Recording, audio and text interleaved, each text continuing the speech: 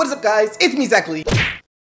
See, when I first saw this, I laughed. I'm not gonna lie, I couldn't help but to laugh. And before I say anything else, I don't want to come off as a hater, so I will say this for the 50th time on this channel. I love this young Philadelphia 76ers team. They're about to be a lot of fun to watch next year, and I like their potential. After being the running joke of the NBA for about the past 5 years or so, it's nice to know that they have something to show for it now. And heck, maybe even soon the process might pay off and bring a championship, maybe even championships, multiple championships to Philly. And overall, I mean, who isn't excited about this team? Markelle Fultz, JJ Redick, Ben Simmons, Joel Embiid, and Dario Saric. That is a starting lineup where in the Eastern Conference next year, they could compete for a playoff spot if they can stay healthy. Unfortunately, that's the asterisk that has to go along with this team is their health, since they have a very hard time staying healthy. And if they did make the playoffs, that would be great for them. It would put them on pace to contend with the Milwaukees and all these other young teams in the NBA to see who's going to rule the NBA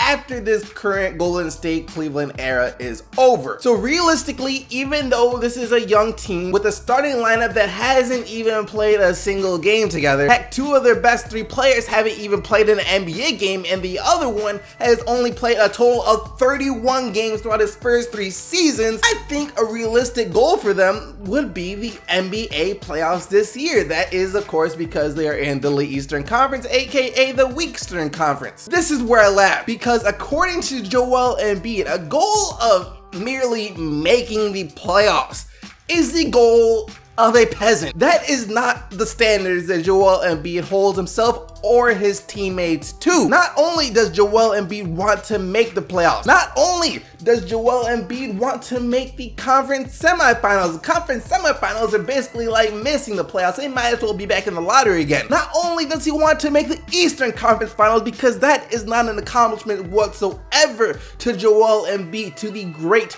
Joel Embiid. Not only does Joel Embiid want to make the NBA Finals this year, because the NBA Finals is only a stepping stone for Joel Embiid to accomplish his ultimate goal. Joel Embiid has said that this year, the 2017-2018 season, 11 months from now, in June, he wants to be the one holding the Larry O'Brien trophy. Joel Embiid wants to win a championship this year. I want to win a championship next year. My teammates, they just got to follow my lead.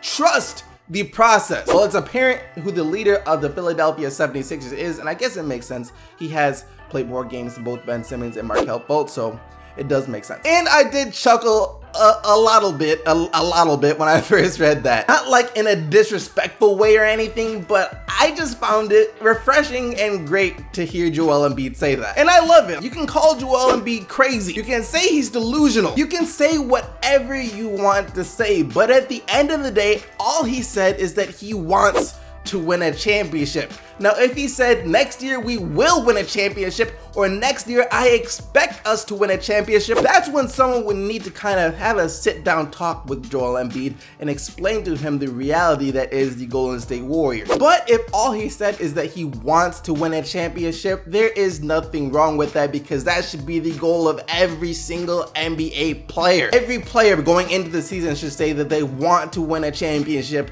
this year. Let me tell you guys a quick story. I knew before last year that my Pistons were gonna suck. You know how? Because right after Reggie Jackson got done with his knee surgery, he went on Instagram to say this, that the goal of the Pistons as a team was to make the Eastern Conference Finals. That would have been considered a successful season for the Pistons, no doubt. In reality, when only the Cleveland Cavaliers had a chance of coming out the East. But going into the season, as a team, I don't care what team you are, your goal has to be to win a championship. If you don't have that mindset going into the season, you're already expecting to fail, so how could you ever expect to win? That's how I knew my Pistons were gonna suck. That's when I pretty much gave up on the entire season low-key. How are you gonna go into a race with the goal of coming in 4th? Who does that? None of the greats ever had a mindset like that. So Joel Embiid, all I gotta say is this: keep that mindset. It most likely won't happen this year or next year, or maybe not even the year after that, but who knows. But one day, if you keep saying that I want to win a championship this year,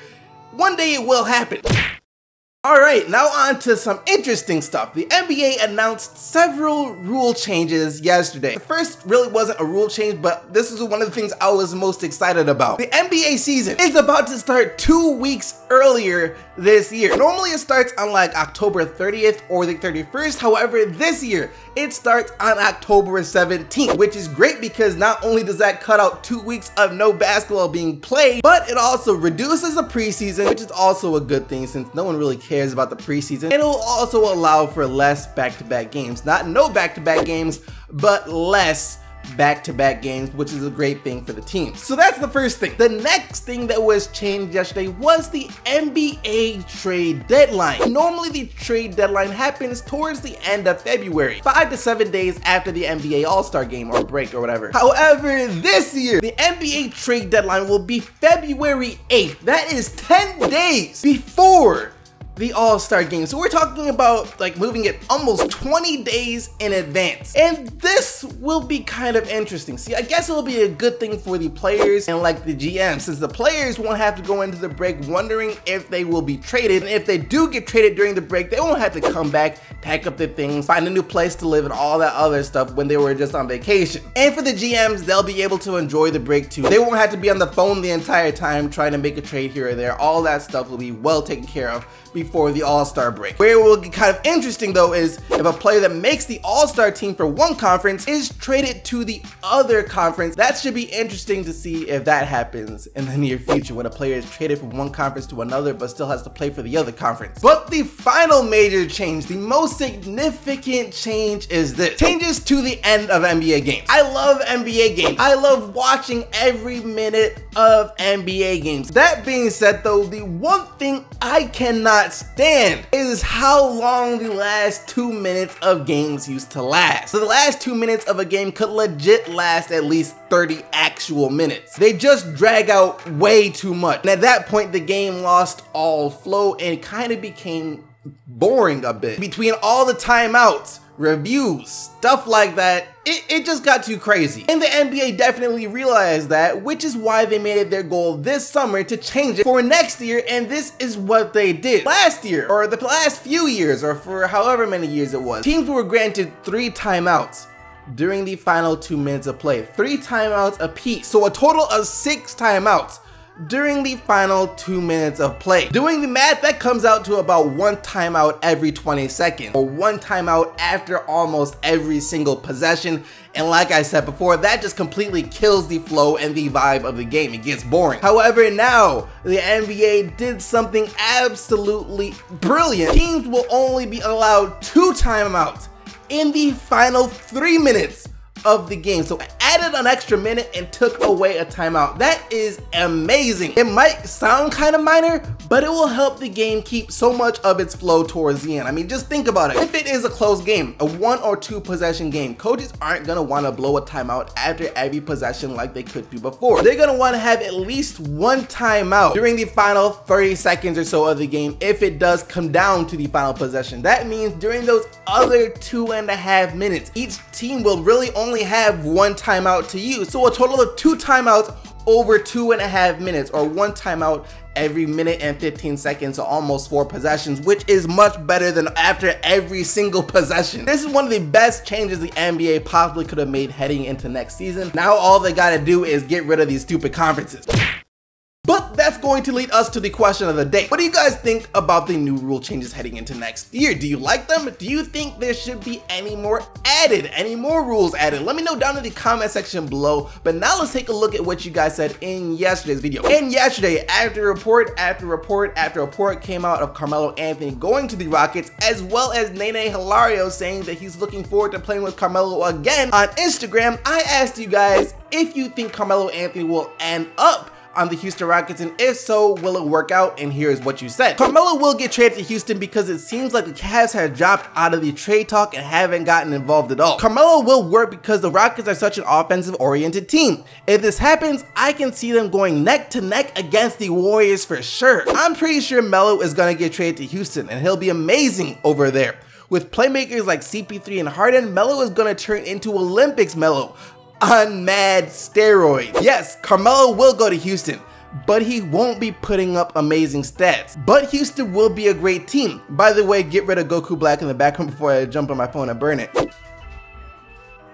You mean this guy right here? What, you got something against him cause he black? Nah, but for real though, if the Rockets get Melo and he plays like Olympic Melo, the NBA could have a serious problem. The NBA has never seen Olympic Melo. I don't think the NBA is ready for Olympic Melo, and maybe playing alongside Chris Paul and James Harden will be enough to bring that out of him, and if so, the Rockets will be very, very scary next year. Like I said though, don't forget to leave your answer for today's question of the day down in the comment section below. But other than that, thank you once again for watching the video. Hope you guys did enjoy. If you did, don't forget to leave a like and subscribe for daily NBA videos. And until tomorrow, keep getting the Bucks, Team STC, and I'm out of here.